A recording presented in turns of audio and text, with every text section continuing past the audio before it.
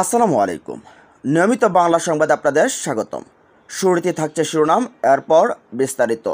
স্বৈরশাসক আসবে না, এমন সংবিধান তৈরি করতে হবে। বাংলাদেশি পর্যটক হারিয়ে হাহাকার ভারত জুড়ে। চিকিৎসা ক্ষেত্র ও পর্যটন কেন্দ্রগুলোতে প্রতিদিন হাজার হাজার কোটি টাকা লস। শাপলা চত্বরের লাশগুলো কোথায় গেল, প্রশ্ন আমিরে জামাতের। জানিয়ে দেব, অকল্পনীয় দুর্নীতির অভিযোগ তদন্তে দুদক। 14 আওয়ামী মন্ত্রী এমপির দেশ থেকে নিষেধাজ্ঞা। এতক্ষণ শুনছেন সংবাদ শিরোনাম, এবার জানুন পুরো বিস্তারিত। স্বৈরশাসক আসবে না, এমন সংবিধান করতে হবে। সংবিধান ও নির্বাচন বিশেষজ্ঞরা বলছেন, দেশের ছাত্র জনতার আন্দোলনের মধ্যে দিয়ে কর্তৃত্ববাদী পতিত হাসিনার শাসনের পর গণতন্ত্র প্রতিষ্ঠার একটি নতুন সুযোগ সৃষ্টি হয়েছে।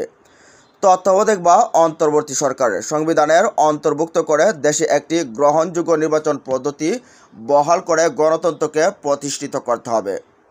সাবেক বিচারপতি ও প্রধান নির্বাচন কমিশনার আব্দুর রউফ বলেন, গণতন্ত্র ছাড়া আমাদের কোনো উপায় নেই। তরুণ শিক্ষার্থী ও জনগণের এই আন্দোলনের ভেতর দিয়ে কর্তৃত্ববাদী শাসনের অবসানের জীবনের সামনে এসে তিনি আবার আশার আলো দেখতে পাচ্ছেন। উদ্দীপনা বোধ করেছেন, ভালো কিছু হবে বলে আশা করেছেন। আব্দুর রউফ বলেন, কিছুকাল পর পর স্বৈরশাসক আসবে আর তাকে তাড়াতে সাধারণ মানুষ প্রাণ দেবে, রক্ত দেবেন, এটা হতে পারে না। এবারের আন্দোলনে যেন এই রীতির চিরতরে শেষ হয়ে যায়। সুষ্ঠু নির্বাচনের জন্য বিচারপতি রউফ ভোটারদের নির্বাচনের প্রক্রিয়ায় যুক্ত করার পর জোর দেন। একই সঙ্গে মনোনয়ন প্রথা বন্ধের প্রস্তাব দিয়ে বলেন, 20 কোটি টাকায় দলীয় মনোনয়ন দিয়ে আরও 20 কোটি টাকা নির্বাচনের মাঠে খরচ করে নির্বাচিত হয়ে 5 বছরে 200 কোটি টাকা বানানোর যে প্রক্রিয়া রাজনীতিতে চালু হয়েছে তা অবশ্যই বন্ধ করতে হবে। স্থানীয় সরকার বিশেষজ্ঞ তুফাইল আহমেদ বলেন, রাজনৈতিক সদিচ্ছা না থাকলে নিরপেক্ষ নির্বাচন হবে না। তত্ত্বাবধায়ক পদ্ধতি কীভাবে সাংবিধানিক পদ্ধতি করা যায় সে ব্যবস্থা করতে হবে। পাশাপাশি আমাদের দ্বিকক্ষ বিশিষ্ট আইনসভা থাকা প্রয়োজন। তাহলে সংখ্যাগরিষ্ঠতা অর্জন করলে কেউ তাদের ইচ্ছে মতো আইন পাশ করতে পারবে না। বড় রাজনৈতিক দলগুলো নিজেরা ক্ষতিগ্রস্ত হবে বলে মনে করে এটা করতে চায় না। তুফাইল আহমেদ বলেন, অনেক সময় দেখা যায় মাত্র 30% ভোট পেয়ে কোনো দল 60% বা তার বেশি আসনে জয়ী হয়ে সরকারে যায়। তারা 70% মানুষ শাসন করে। এই পদ্ধতির পরিবর্তন করে নির্বাচিত হতে অন্তত 51% ভোট পাওয়ার নিয়ম করা প্রয়োজন। এছাড়া দ্বৈত নাগরিকেরা ভোট দিতে পারলেও তারা যেন নির্বাচনে প্রার্থী হতে না পারে, এমন বিধান করা উচিত। ফেমার প্রধান মনিরা খান বলেন, গ্রহণযোগ্য নির্বাচন অন্তর্বর্তী সরকারের প্রধান কাজ হবে ভালো নির্বাচন কমিশন গঠন করা। জনগণের কাছে নির্বাচন কমিশনের দায়বদ্ধতা, জবাবদিহিতা, স্বচ্ছতা থাকতে হবে। এজন্য প্রয়োজনে জনসাধারণের মতামতের ভিত্তিতে নির্বাচন কমিশন গঠন করতে হবে। অনেক সময় দেখা গেল মাত্র 30% ভোট পেয়ে কোনো দল 60% বা তার বেশি জয়ী হয়ে সরকার হয়ে যায়। তারা 70% মানুষকে শাসন করে। এই পদ্ধতি পরিবর্তন করে নির্বাচিত হতে অন্তত 51% ভোট পাওয়ার নিয়ম করা প্রয়োজন। এদিকে কলকাতার হাসপাতালগুলো রোগী শূন্য, বাংলাদেশি পর্যটক নিয়ে ভারত জুড়ে হাহাকার।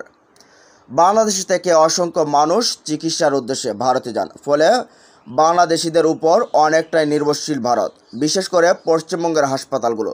কিন্তু বাংলাদেশে সাম্প্রতিক গণ আন্দোলন এবং সরকার পরিবর্তনের পর থেকে মেডিকেল ভিসায় ভারতে যাওয়ার বাংলাদেশের সংখ্যা ব্যাপকভাবে কমে গেছে। এতে দুশ্চিন্তায় পড়েছেন ভারতের চিকিৎসা শিল্প সংশ্লিষ্টরা। একই সাথে পর্যটকদের সংখ্যা আশঙ্কা হারে কমছে। বাংলাদেশে সরকারি চাকরিতে কোটা সংস্কারের দাবিতে গত জুলাইয়ের মাঝামাঝি দেশজুড়ে আন্দোলন ছড়িয়ে পড়ে। ধীরে ধীরে সেটি সরকার বিরোধী আন্দোলনের রূপ নেয়। অতঃপর 5 আগস্ট শেখ হাসিনা পদত্যাগ করে দেশ ছেড়ে পালিয়ে যান। এ অবস্থায় অস্থিতিশীল পরিস্থিতির কারণ দেখে গত 7 আগস্ট বাংলাদেশের সব ভারতীয় ভিসা সেন্টারে বন্ধ ঘোষণা করে। এর 4 দিন পরে অবশ্য কয়েকটি ভিসা সেন্টারে ফের খুলে দেওয়া হয়। 11 আগস্ট ভারতীয় ভিসা সেন্টারের ওয়েবসাইটে এক বার্তায় বলা হয়, ঢাকা, সিলেট, চট্টগ্রামের ভিসা সেন্টারগুলো থেকে পাসপোর্ট ডেলিভারি দেওয়া হবে, তবে পরবর্তী নির্দেশ না দেওয়া পর্যন্ত নতুন কোনো আবেদন গ্রহণ করা হবে না। বাংলাদেশিদের উপর কতটা নির্ভরশীল ভারত? 2022 সালে ভারতে বেড়াতে যাওয়া বিদেশি পর্যটকের সংখ্যায় দ্বিতীয় অবস্থানে ছিলেন বাংলাদেশিরা। তাদের উপরে কেবল ছিল যুক্তরাষ্ট্র। 2023 সালে বিশ্ব পর্যটন দিবস উপলক্ষে দেয়া এক বিবৃতিতে এ তথ্য জানিয়েছিল ভারতের পর্যটন মন্ত্রণালয়।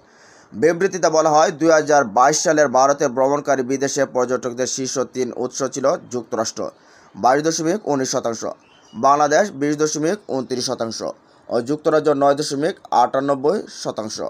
এবছর পর্যটন খাত থেকে 1,34,543 কোটি রুপি আয় করেছিল ভারত। সুতরাং স্পষ্টত দেখা যাচ্ছে ভারতের পর্যটন শিল্প বাংলাদেশের ওপর অনেকটা নির্ভরশীল। বিশেষ করে পশ্চিমবঙ্গের অর্থনীতিতে বাংলাদেশি পর্যটকদের অবদান উল্লেখযোগ্য। বাংলাদেশিদের ভারত ভ্রমণ কমেছে, বাংলাদেশের ট্যুর অপারেটর উদ্ধৃতি দিয়ে ভারতীয় সংবাদ মাধ্যম দ্য ইকোনমিক টাইমস বলছে। গত জুলাইয়ে কোটা সংস্কারের দাবিতে দেশব্যাপী শিক্ষার্থীদের আন্দোলন ছড়িয়ে পড়ে পর্যটন ব্যবসায় তার প্রভাব পড়তে শুরু করে। এরপর যত সময় গেছে ব্যবসা বাণিজ্যের পরিস্থিতি আরও অবনত হয়েছে।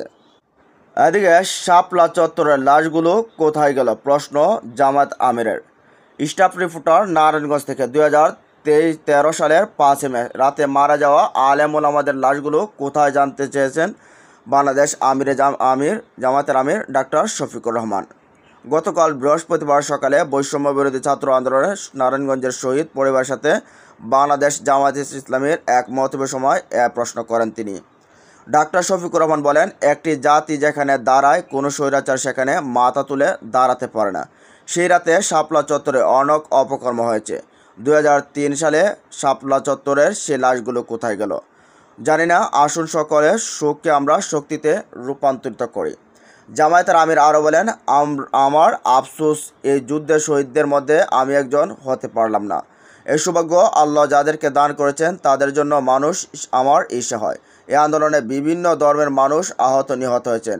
এই জাতি আজীবন তাদের কাছে ঋণী। নারায়ণগঞ্জ মহানগরী সেক্রেটারি ইঞ্জিনিয়ার মনোয়ার হোসেনের সঞ্চালনায় সেখানে উপস্থিত ছিলেন আরও অন্যান্য নেতৃত্ববৃন্দ। এদিকে অকল্পনীয় দুর্নীতির অভিযোগ তদন্তে দুদক। 14 আওয়ামী মন্ত্রী এমপির দেশ থেকে নিষেধাজ্ঞা। উৎখাত হওয়া আওয়ামী সরকারের 14 মন্ত্রী এমপির বিরুদ্ধে দেশ থেকে নিষেধাজ্ঞা দিয়েছে আদালত। দুর্নীতির ব্যাংক ও আর্থিক প্রতিষ্ঠান লুট, অবৈধ সম্পদ অর্জন এবং অর্থ পাচারের অভিযোগ অনুসন্ধানের পর্যায়ে দুর্নীতি দমন কমিশন আবেদনের প্রেক্ষিতে নিষেধাজ্ঞা দেওয়া হয়। গতকাল বৃহস্পতিবার সংস্থার উপপরিচালক আবহানা আশিকুর রহমান আবেদনের প্রেক্ষিতে ঢাকার সিনিয়র স্পেশাল জজ আল শামস জগলুল হোসেনের আদালত এ আদেশ দেন। এ তথ্য জানিয়েছেন সংস্থাটির প্রসিকিউটর মাহমুদ জাহাঙ্গীর হোসেন। নিষেধাজ্ঞাপ্রাপ্ত ব্যক্তিরা হলেন তৎকালীন স্বাস্থ্যমন্ত্রী জাহেদ মালেক, সমাজ কল্যাণমন্ত্রী ডাক্তার দীপুমণি, সাবেক শিক্ষামন্ত্রী মহিবুল হাসান চৌধুরী নৌফেল, খাদ্যমন্ত্রী সাধন চন্দ্র মজুমদার, নুরুল মজিদ মাহমুদ হুমায়ুন, কামাল আহমেদ মজুমদার, শাহজাহান খান, অ্যাডভোকেট কামরুল ইসলাম, সাবেক এমপি সলিমুদ্দিন তরফদার, সেলিম, মামুনুর রশিদ কিরণ, কুজান্দরলাল ত্রিপুরা, কাজিমুদ্দিন, নুর ইসলাম চৌধুরী ও জিয়াউর রহমান।